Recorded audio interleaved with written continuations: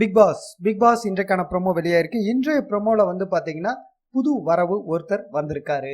நேத்தான் சுஜா வந்தாங்க. சுஜா உள்ள வந்தோடனே சுஜாவை பத்தி எல்லாருமே உட்காந்து புறம் பேச ஆரம்பிச்சிட்டாங்க. ரொம்ப வந்து தரக்குறைவா விமர்சனம் பண்ண ஆரம்பிச்சாங்க. அதை பத்தி நம்ம எல்லாமே வந்து விவாதிச்சிருந்தோம்.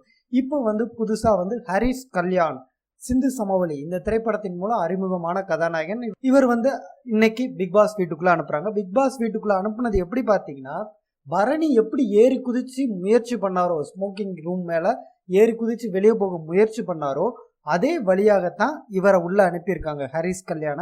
ஸோ வந்து பரணிக்கு பதிலாக ரீப்ளேஸ்மெண்ட் அப்படிங்கிற மீனிங்கா அப்படின்னு தெரில. அதுவும் சில பேர் சொன்னாங்க ஓவியா எப்படி காஸ்டியூம் போட்டு என்ன மாதிரி வந்தாங்களோ அதே மாதிரி தான் வந்து சுஜா உள்ள அனுப்புனாங்க அப்படின்னு சொன்னாங்க. ஸோ ஓவியாவுக்கு ரீப்ளேஸ்மெண்ட் அப்படிங்கிற மாதிரி ஃபீல்ல சொல்லியிருந்தாங்க. இந்த ரெண்டு சம்பவங்களையும் இப்போ வந்து பார்க்குறப்ப ஓவியா அண்ட் பரணி ரெண்டு பேரும் வரமாட்டாங்க, அவங்களுக்கு பதிலாக இவங்க ரீப்ளேஸ்மெண்ட் அப்படின்னு பிக் பாஸ் நிகழ்ச்சி நமக்கு சொல்லாம சொல்லுதா அப்படிங்கிறது நமக்கு தெரில.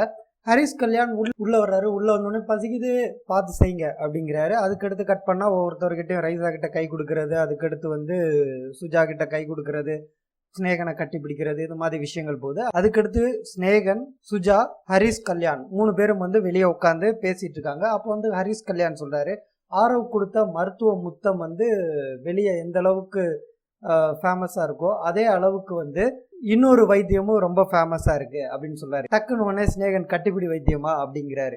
சொன்னோடனே ஆமா, அதனால நான் உங்களுக்கு கொடுத்த பேர் டாக்டர் அப்படிங்கிறாரு. இதோட இந்த ப்ரோமோ வந்து முடிச்சிருக்காங்க.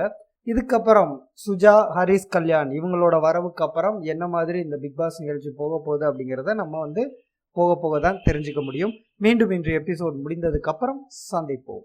நன்றி.